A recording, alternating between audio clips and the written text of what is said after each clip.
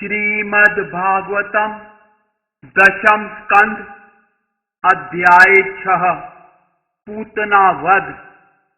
सुखदेव गोस्वामी ने कहा, हे राजन, जब नंद महाराज घर वापस आ रहे थे तो उन्होंने विचार किया कि वसुदेव ने जो कुछ कहा था वह असत्य या निरर्थक नहीं हो सकता।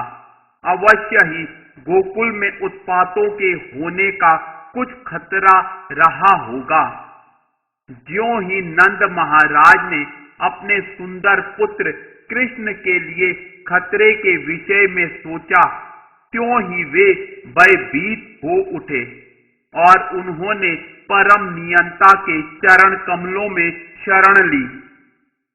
जब नंद महाराज गोकुल लौट रहे थे तो वही विकराल पूतना, जिसे कंस ने बच्चों को मारने के लिए पहले से नियुक्त कर रखा था, नगरों तथा गांवों में घूम घूम कर अपना निरीक्षण कृत्य कर रही थी। हे राजन, जहां भी लोग कीर्तन तथा श्रवण द्वारा भक्ति कार्यों की अपनी वृत्तियों में लगे रहते हैं, श्रवणम कीर्तनम विष्णोः, वहां बुरे लोगों से किसी प्रकार का खतरा नहीं रहता। जब साक्षात भगवान वहां विद्यमान हो तो गोकुल के विषय में किसी प्रकार की चिंता की आवश्यकता नहीं थी।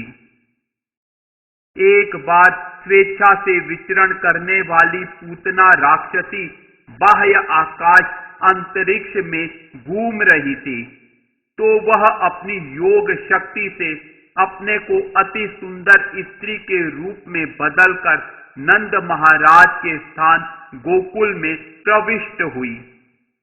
उसके नितंब भारी थे, उसके स्तन सुदृढ़ तथा विशाल थे, जिससे उसकी पतली कमर पर अधिक बोझ पड़ता प्रतीत हो रहा था।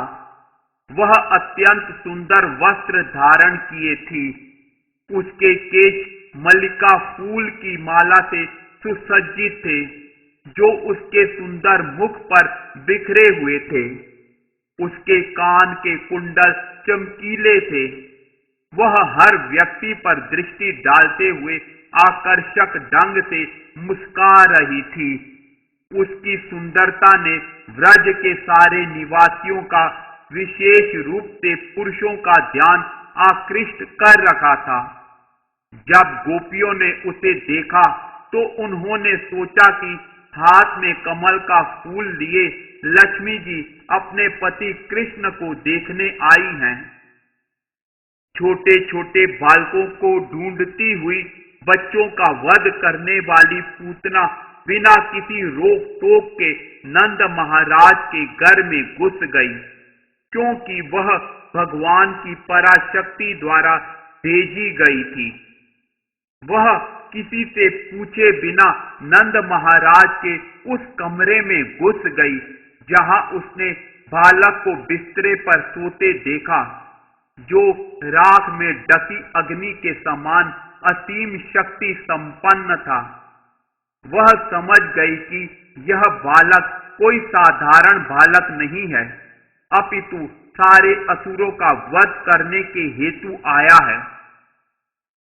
बिस्तर पर लेटे सर्वव्यापी परमात्मा कृष्ण ने समझ लिया कि छोटे बालकों को मारने में पटु यह डाइन पूतना मुझे मारने आई है। अतएव उन्होंने अपनी आंखें बंद कर ली, मानो उससे डर गए हों। तब पूतना ने अपने विनाश रूप कृष्ण को अपनी गोद में ले लिया, जिस तरह की बुद्धिहीन मनुष्य सोते सांप को रस्सी समझकर अपनी गोद में ले लेता है। पूतना राक्षसी का हृदय कठोर एवं क्रूर था, किंतु ऊपर से वह अत्यंत स्नेहमयी माता सदृश लग रही थी। वह मुलायम मयान के भीतर तेज तलवार जैसी थी। यद्यपि यशोदा तथा रोहिणी ने उसे कमरे के भीतर देखा, किंतु उसके सौंदर्य से अभिभूत होने के कारण उन्होंने उसे रोका नहीं, अपितु वे मौन रह गई, क्योंकि वह बच्चे के साथ मातृवत व्यवहार कर रही थी। उसी जगह भयानक तथा खूंखार राक्षसी ने कृष्ण को अपनी गोद में ले लिया और उसके मुंह में अपना स्तन दे दिया। उसके स्तन के चुनचुक में घातक एवं तुरंत प्रभाव दिखाने वाला विष चुपड़ा हुआ था, किंतु भगवान कृष्ण उस पर अत्यंत क्रुद्ध हुए और उसके स्तन को पकड़कर अपने हाथों से कड़ाई से निचोड़ा और विष तथा उसके प्राण दोनों चूस डाले।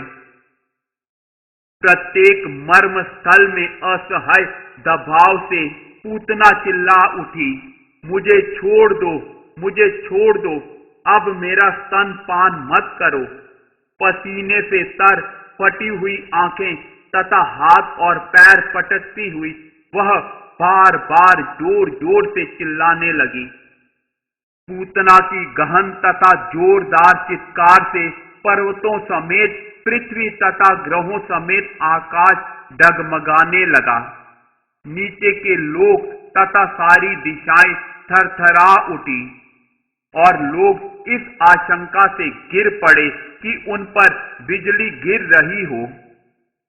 इस तरह कृष्ण द्वारा स्तन पर दबाव डालने से अत्यंत व्यथित पूतना ने अपने प्राण त्याग दिए।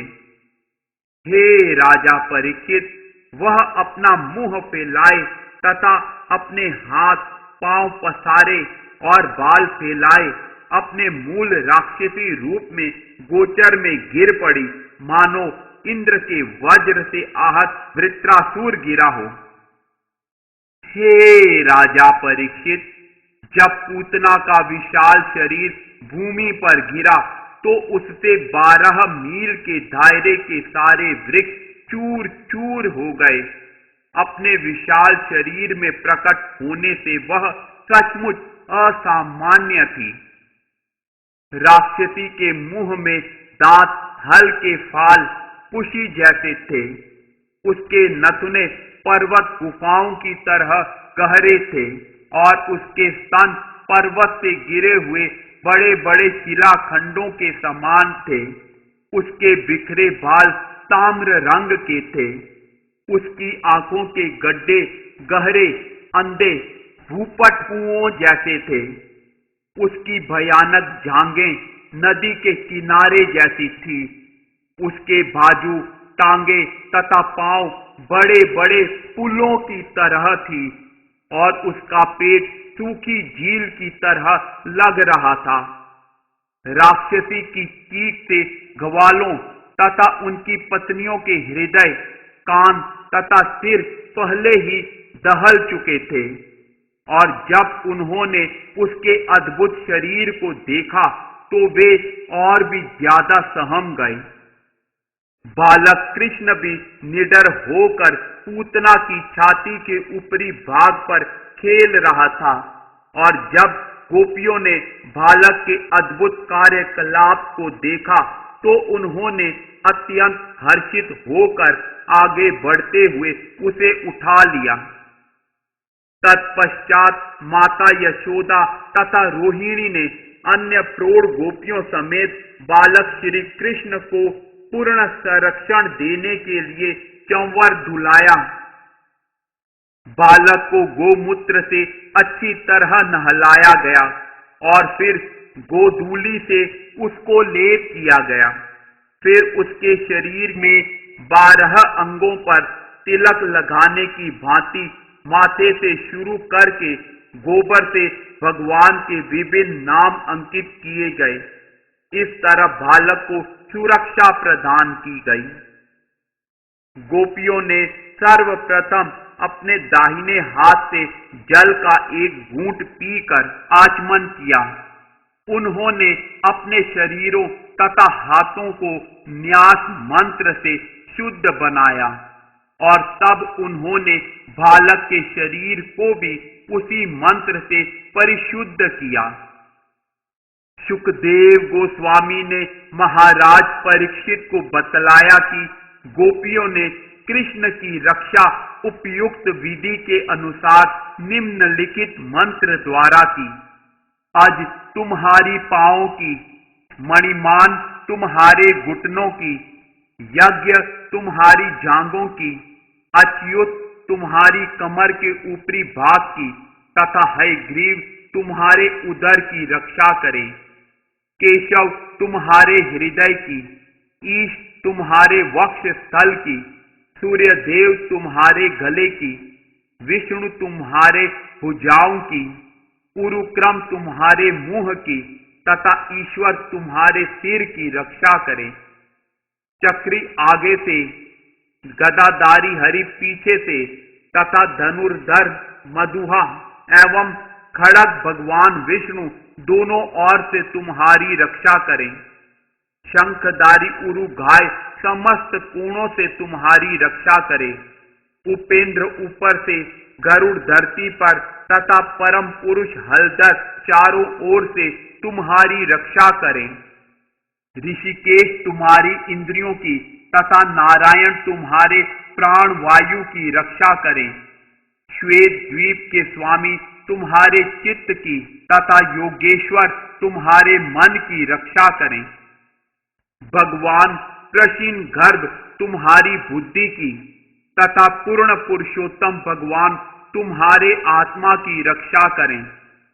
तुम्हारे खेलते समय गोविंद तथा तुम्हारे सोते समय माधव तुम्हारी रक्षा करें। भगवान वैकुंठ तुम्हारे चलते समय तथा लक्ष्मीपति नारायण तुम्हारे बैठते समय तुम्हारी रक्षा करें। इसी तरह भगवान यज्ञभुक जिनसे सारे दुष्ट ग्रह भयभीत रहते हैं, तुम्हारे भोग के समय सदैव तुम्हारी रक्षा करें। डाकिनी, यातुधानी तथा कुष्मांड नामक दुष्ट डाइने बच्चों की सबसे बड़ी शत्रु हैं तथा भूत, प्रेत, पिशाच, यक्ष, राक्षस तथा विनायक जैसे दुष्टात्माओं के साथ कोटरा, रेवती, जयेष्ठा, पूतना तथा मातृका जैसी डाइने भी सदैव शरीर, प्राण तथा इंद्रियों को कष्ट पहुंचाने के लिए तैयार रहती हैं, जिससे स्मृति की हानि, उन्माद तथा बुरे स्वप्न उत्पन्न होते हैं। वे दुष्ट अनुभवी वृद्धों की तरह बच्चों के लिए विशेष रूप से भारी उत्पात खड़ा करते हैं, किंतु भगवान विष्णु के नामोच्चार से ही उन्हें नष्ट किया जा सकता है, क्योंकि जब भगवान विष्णु का नाम प्रतिध्वनित होता है तो वे सब डर जाते हैं और दूर भाग जाते हैं। श्रील सुखदेव गोस्वामी ने आगे कहा, माता यशोदा समेत सारी गोपियां मात्र स्नेह से बंधी हुई थी। इस तरह बालक की रक्षा के लिए मंत्रोच्चारण के बाद माता यशोदा ने बच्चे को अपना दूध पिलाया और उसे बिस्तर पर लिटा दिया। तब तक नंद महाराज समेत सारे ग्वाले मथुरा से लौट आए और जब उन्होंने रास्ते में पूतना के विशाल काम शरीर को मृत पड़ा देखा तो वे अत्यंत आश्चर्यचकित हुए। नंद महाराज तथा अन्य ग्वाले चिल्ला पड़े, मित्रों, जान लो कि आनक दुंदुबी अर्थात वसुदेव बहुत बड़ा संत या योगेश्वर बन चुका है, अन्यथा वह इस उत्पात को पहले से कैसे देख सकता था और हमसे इसकी भविष्यवाणी कैसे कर सकता था। व्रजवासियों ने पूतना के शरीर को फरसों से खंड खंड कर डाला, फिर उन खंडों को दूर फेंक दिया और उन्हें लकड़ी से ढककर भस्मीभूत कर डाला। चूंकि कृष्ण ने उस राक्षसी पूतना का स्तनपान किया था, इस तरह जब कृष्ण ने उसे मारा तो वह तुरंत समस्त भौतिक कलमश से मुक्त हो गई। उसके सारे पाप स्वतः ही दूर हो गए। अतएव जब उसके विशाल शरीर को जलाया जा रहा था तो उसके शरीर से निकलने वाला धुआं अगरू की सुगंध सा महक रहा था। पूतना सदा ही मानव शिशुओं के खून की प्यासी रहती थी और इसी अभिलाषा से वह कृष्ण को मारने आई थी, किंतु कृष्ण को स्तनपान कराने से उसे सर्वोच्च पद प्राप्त हो गया।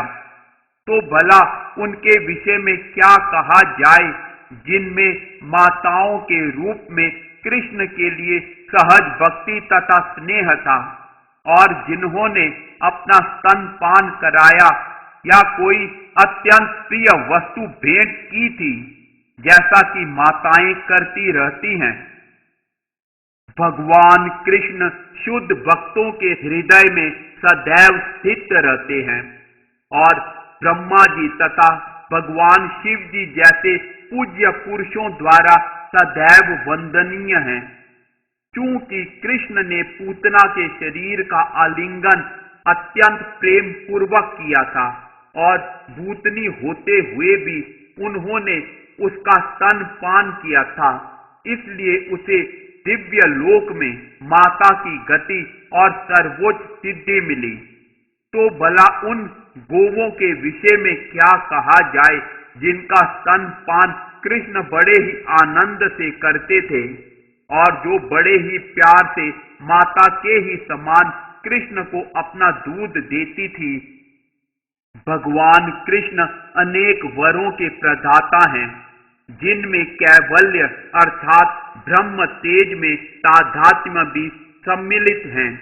उन भगवान के लिए गोपियों ने सदैव मातृ प्रेम का अनुभव किया और कृष्ण ने पूर्ण संतोष के साथ उनका स्तनपान किया।